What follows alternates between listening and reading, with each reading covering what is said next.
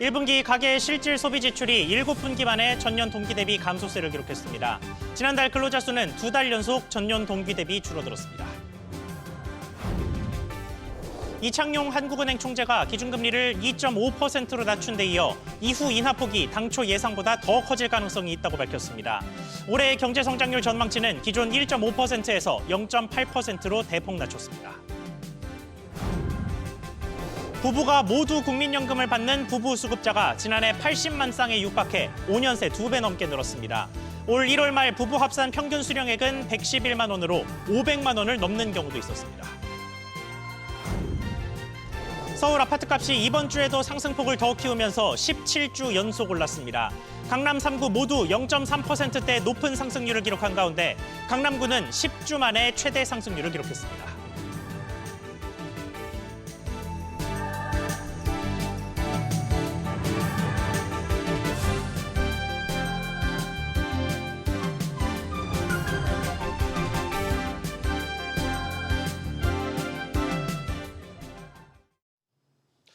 여러분 안녕하십니까? 한국은행이 대통령 선거를 닷새 앞두고 기준금리를 인하했습니다. 대선의 정치적 부담감보다도 현재 우리 경제 상황이 더욱 엄중했던 것으로 보이는데 오늘 뉴스에서는 구체적인 경제 상황과 함께 한은의 결정 짚어보겠습니다. 먼저 내수와 직결되는 가계의 소비가 지난 1분기 뒷걸음질 쳤다는 소식입니다. 7분기 만에 감소세입니다. 소득도 양극화가 심해지면서 저소득층의 벌이는 더 나빠졌습니다. 박규준 기자. 네, 박규준입니다. 네, 소비 상황부터 먼저 전해주시죠.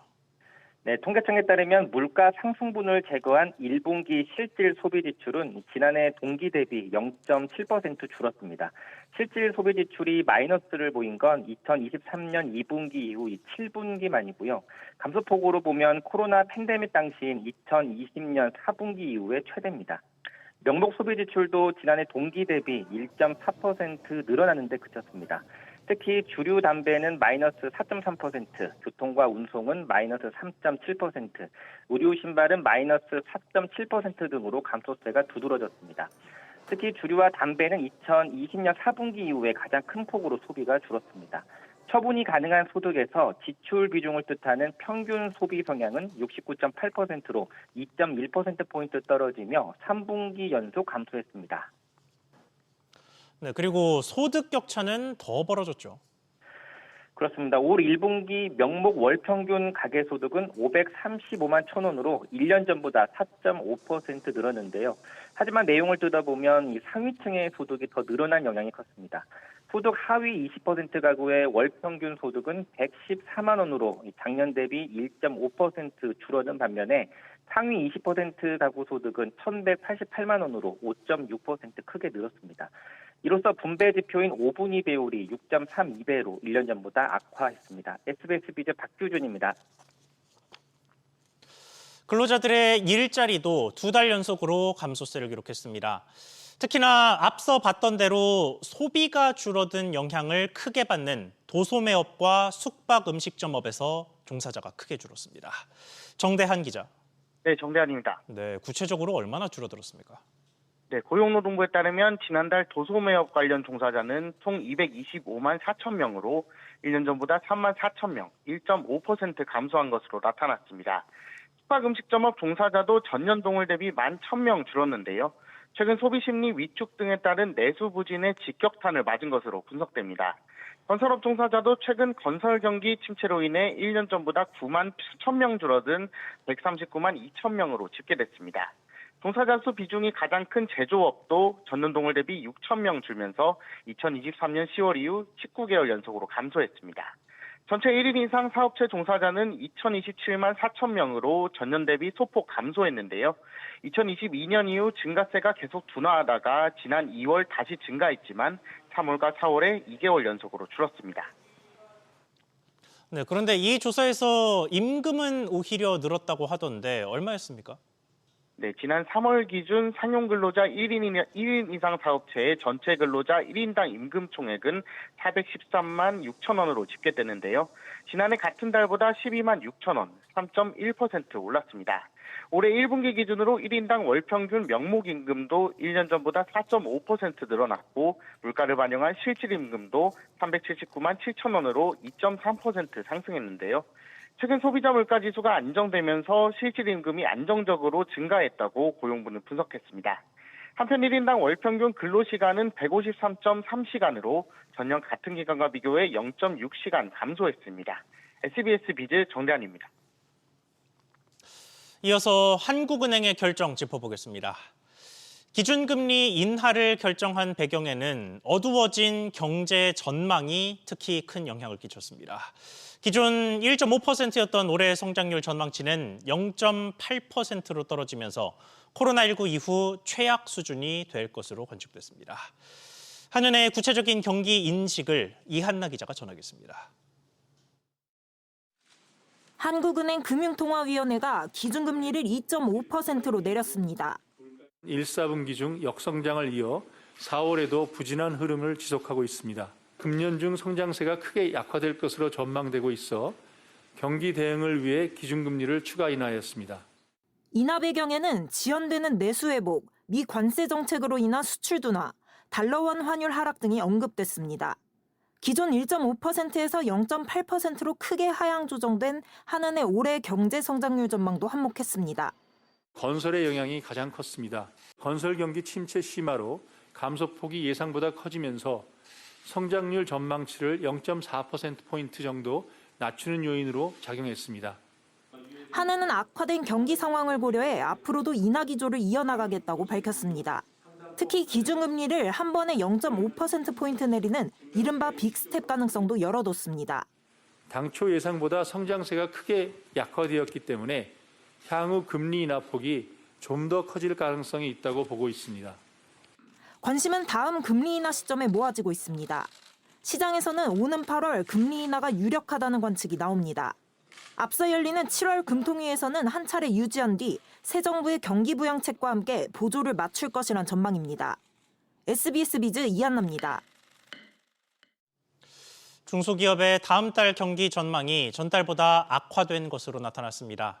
중소기업중앙회는 기업 3천여 곳의 경기 전망을 조사한 결과 다음 달 업황 전망 경기 전망 지수가 75로 전달보다 0.7포인트, 지난해 2월보단 4.4포인트 떨어졌다고 밝혔습니다.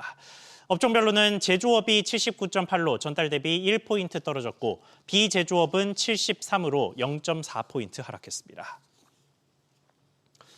다음 소식입니다. 국민연금에 함께 가입해서 연금을 받는 부부 수급자가 5년 새 2배 넘게 늘었습니다.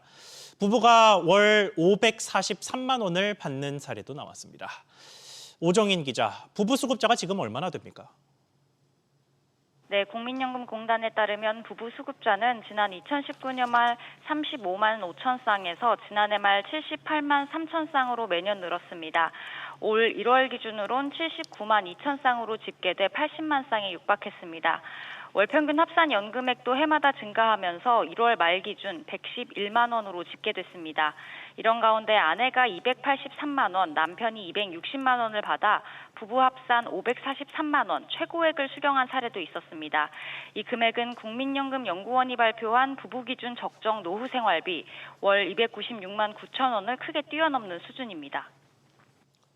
네, 일각에서는 부부가 같이 국민연금을 부어도 노후에는 한 명만 받을 수 있다 이런 얘기도 있었는데 이게 잘못된 정보였군요. 그렇습니다. 국민연금은 부부가 최소 가입 기간인 10년 이상 보험료를 내면 각자 연금을 사망 때까지 받을 수 있습니다.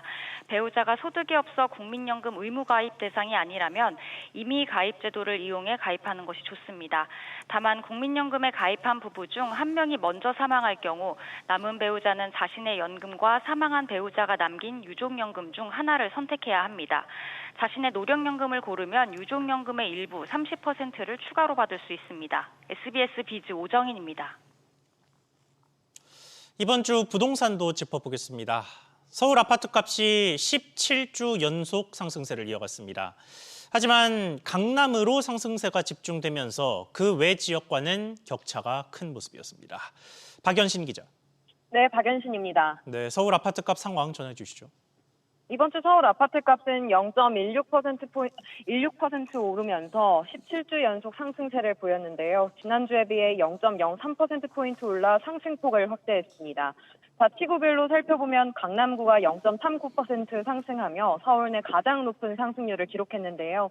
이는 지난 3월 셋째 주 이후 10주 만에 최대 상승률입니다. 이어 송포와 서초가 각각 0.37%, 0.32% 올라 강남 3구 모두 0.3%대 상승률을 보였고요.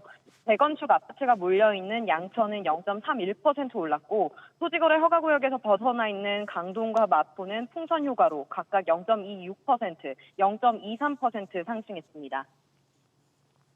네, 지금 그래프에서 강북의 아파트값 상황도 나왔는데 최근에 서울과 지방의 양극화 이야기가 많았었는데 서울 내에서도 양극화가 나타나는 모습입니다. 네, 그렇습니다. 상승세를 이어나가는 지역이 있지만 보합을 나타낸 지역도 있는데요. 중저가 아파트가 몰려있는 강북의 경우 하락에서 보합으로 전환해 2주 연속 보합세를 기록 중입니다. 올 들어 누적 상승률로 따지면 강남과 송파는 0.5%대 상승률을 기록했는데요.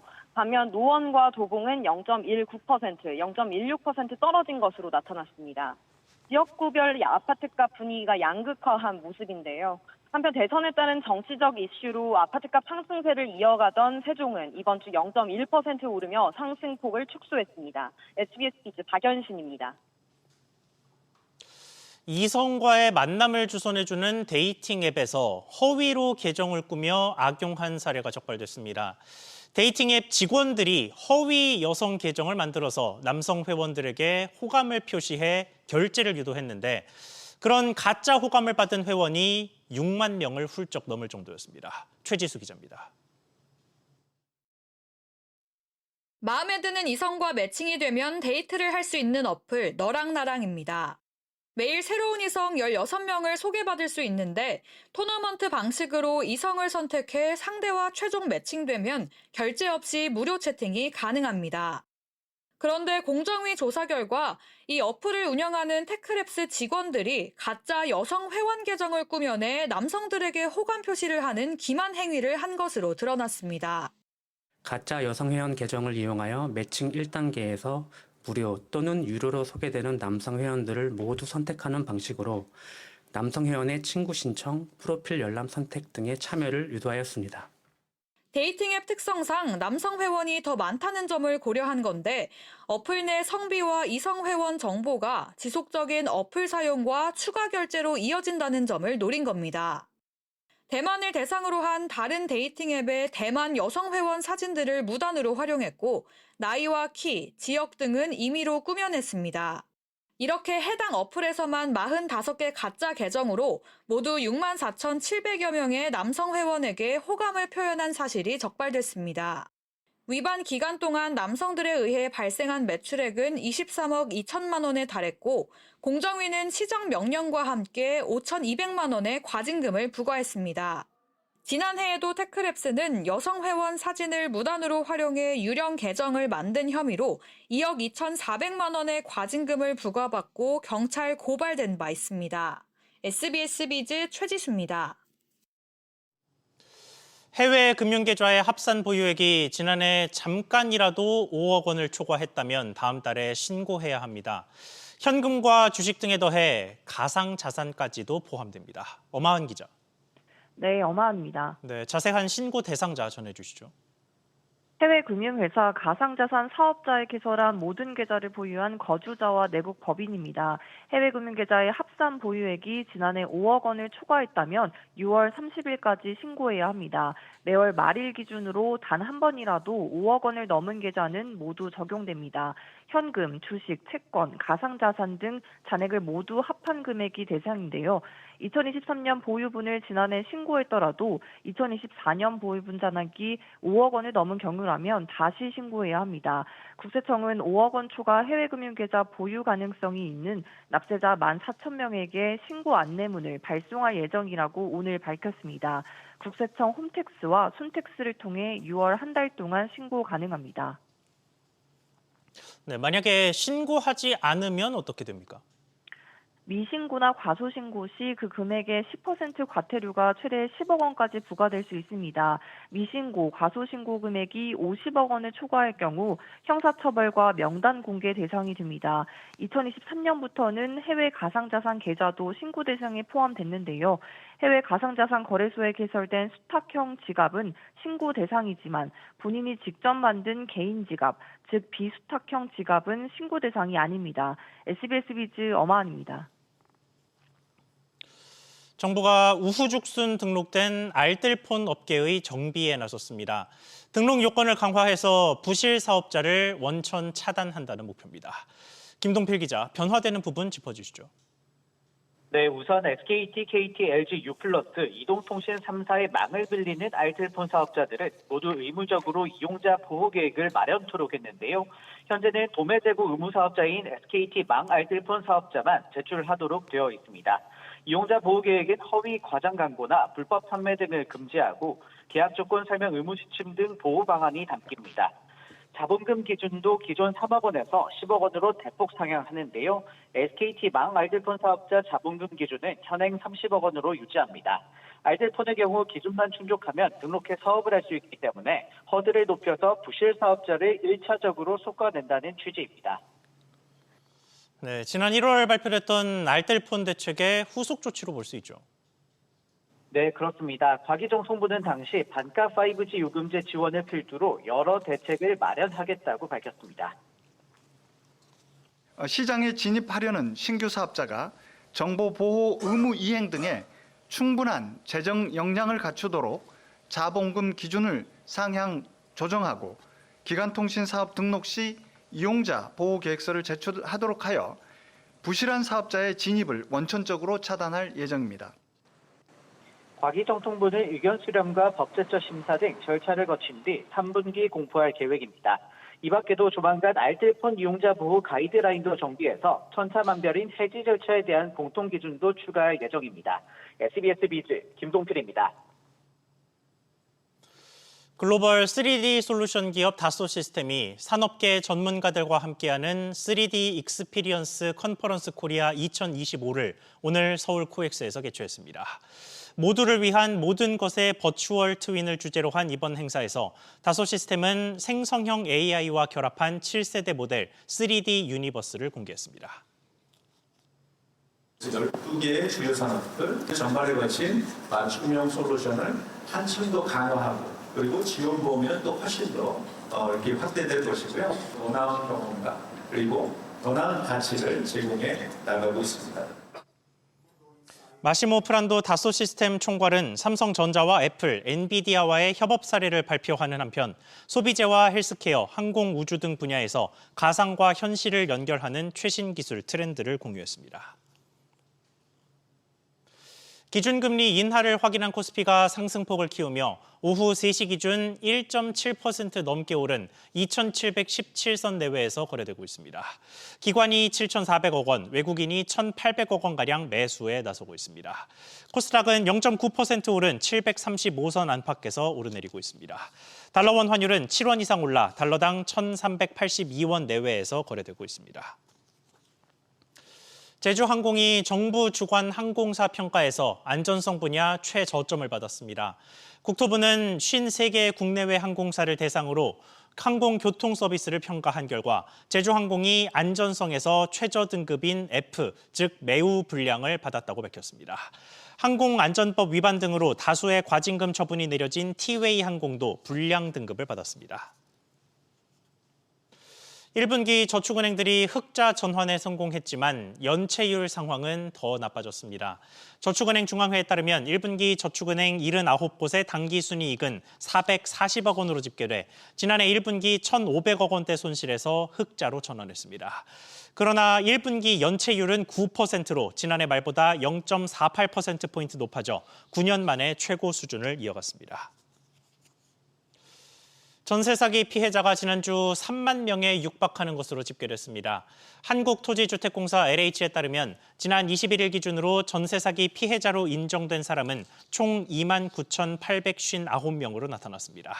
지난 1일보다 319명 늘어난 것으로 정부는 지난해 11월 특별법 개정으로 이들 피해자에게 경매 차익을 활용한 보증금 회복과 주거 지원을 하고 있습니다.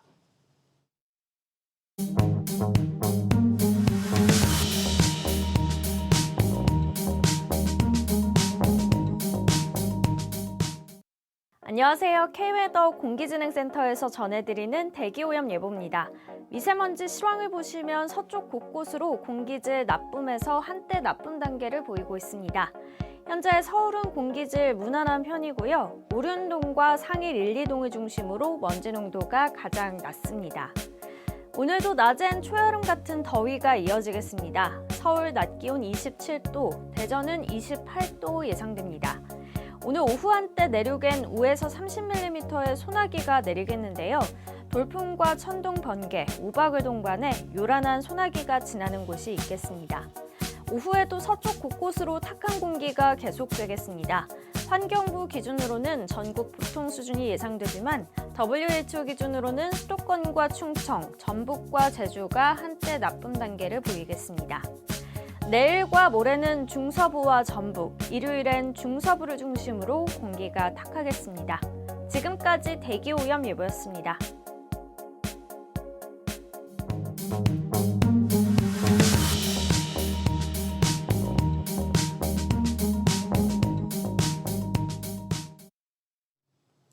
뉴스 마치겠습니다. 시청해주셔서 고맙습니다.